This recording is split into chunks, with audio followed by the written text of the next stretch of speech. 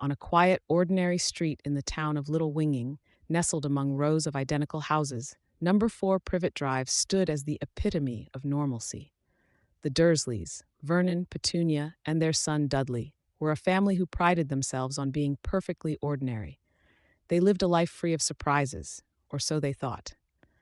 But on a chilly November night, something extraordinary happened.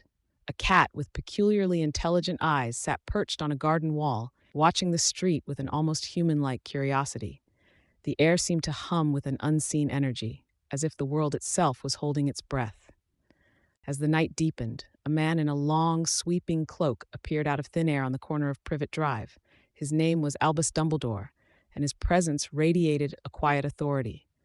With a flick of his wand, he extinguished the streetlights, casting the neighborhood into shadow. Moments later, a giant on a flying motorcycle roared into view, carrying a bundle wrapped in blankets. Inside was a baby boy with a lightning-shaped scar on his forehead, Harry Potter.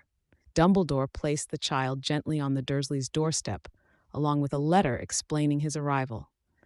The cat, who had been watching all along, transformed into a stern-looking woman with square glasses. Together, they vanished into the night, leaving the baby to his fate. The next morning, Vernon Dursley stepped outside to fetch the milk and nearly tripped over the bundle on his doorstep. His face turned pale as he read the letter, which spoke of a terrible tragedy and a boy who had survived the impossible. Petunia, his wife, gasped in horror at the sight of the baby, recognizing him as her nephew. Despite their protests, the Dursleys reluctantly took Harry in, determined to stamp out any trace of magic in his life. They hid the truth from him, treating him as an unwanted burden and forcing him to live in the cupboard under the stairs. Years passed, and Harry grew into a thin, bespectacled boy with messy black hair and bright green eyes. He was treated as little more than a servant by the Dursleys, who doted on their spoiled son, Dudley. Harry's life was a monotonous routine of chores and neglect, but strange things always seemed to happen around him. Once, his hair grew back overnight after a particularly bad haircut. Another time, he found himself on the school roof after being chased by bullies. The Dursleys dismissed these incidents as mere coincidences, but Harry couldn't help but wonder if there was more to them. On the eve of Harry's 11th birthday, a mysterious letter arrived, addressed to him in emerald green ink. The Dursleys were horrified and tried to destroy it, but more letters followed, flooding the house in a relentless wave. Vernon, desperate to escape, took the family to a remote island shack during a stormy night. As the clock struck midnight, the door was blown off its hinges, and a giant of a man named Hagrid burst in. He delivered the letter to Harry, revealing the truth. Harry was a wizard, and he had been invited to attend Hogwarts School of Witchcraft and Wizardry. The Dursleys' world of normalcy was shattered, and Harry's life was about to change forever. Harry Potter's life at number 4 Privet Drive was anything but magical. For as long as he could remember, he had lived in a cramped, dusty cupboard under the stairs. The Dursleys, his aunt, uncle, and cousin Dudley, treated him more like a servant than a family member. Harry's days were filled with chores, from scrubbing floors to cooking breakfast, while Dudley lounged around, spoiled rotten. Yet, despite the dreariness, strange things seemed to happen around Harry, things he couldn't explain. Once, his hair grew back overnight after Aunt Petunia had chopped it off in frustration. Another time, he found himself on the school roof after being chased by Dudley and his gang. Harry didn't know it yet, but these odd occurrences were hints of a world waiting to claim him. Dudley's birthday was always a grand affair, and this year was no exception. The Dursleys spoiled him rotten, showering him with presents and taking him to the zoo. Harry, of course, was expected to tag along, though he was given strict instructions to stay out of sight. At the zoo, something extraordinary happened. While staring at a boa constrictor, Harry found himself talking to it, and the snake seemed to understand him. When Dudley shoved Harry aside to get a better look, the glass of the enclosure mysteriously vanished, and the snake slithered out, thanking Harry before disappearing into the wild. The Dursleys were furious, and Harry was punished severely, but he couldn't shake the feeling that something extraordinary was at play.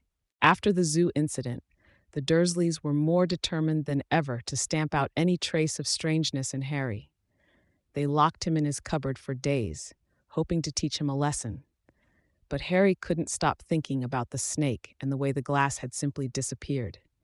He began to notice other strange things too, like how he could make objects move without touching them, or how he sometimes seemed to disappear when he didn't want to be found. These small, inexplicable events gave Harry a glimmer of hope, a sense that there was more to life than the dreary existence the Dursleys had forced upon him. One morning, as Harry was preparing breakfast for the Dursleys, a letter arrived, addressed to him. It was the first piece of mail he had ever received, and it filled him with a strange excitement. The Dursleys, however, were horrified. They snatched the letter away and burned it, refusing to let Harry read it. But the letters kept coming, dozens of them, pouring through the mail slot, sliding under the door, even flying down the chimney. The Dursleys grew increasingly frantic, packing up the family and fleeing to a remote island in a desperate attempt to escape the mysterious correspondence. Harry, meanwhile, couldn't help but wonder who was trying to reach him and why. The Dursleys' escape to the island did little to stop the letters. They arrived in droves, carried by owls that swooped down from the stormy sky. The family huddled in the tiny, run-down shack, terrified of the magical onslaught. Harry, however, felt a strange sense of anticipation. As the storm raged outside, he couldn't shake the feeling that his life was about to change forever. And then, at the stroke of midnight, there was a loud knock on the door. The Dursleys froze, but Harry's heart raced. Whoever or whatever was on the other side of that door, he knew it was meant for him. Harry Potter, living under the stairs at the Dursleys, wakes up to a peculiar morning. A letter arrives, addressed to him in emerald green ink. The Dursleys are horrified, and Uncle Vernon snatches it away, refusing to let Harry read it. The letter feels heavy with importance, and Harry can't shake the feeling that it holds the key to something extraordinary. The Dursleys' panic grows as more letters arrive, each one more insistent than the last. The letters keep coming, no matter how much the Dursleys try to stop them. They arrive through the mail slot, hidden in eggs, and even fly down the chimney. The house is soon filled with the sound of fluttering parchment.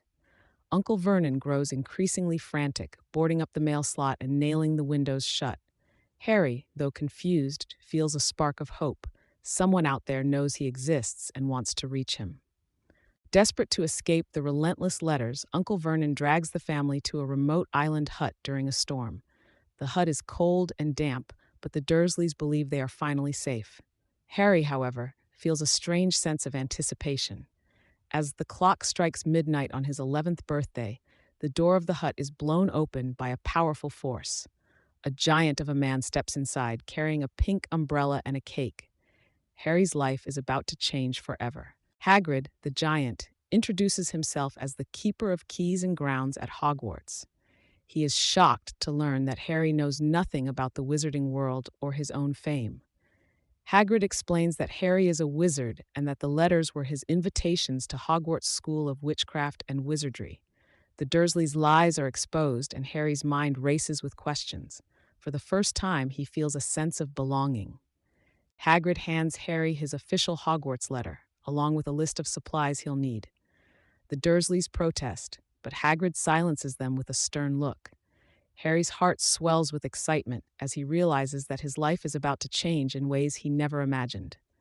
The storm outside mirrors the whirlwind of emotions inside him. As Hagrid prepares to take him to Diagon Alley, Harry feels the first stirrings of magic within him, a spark that will soon ignite into something extraordinary.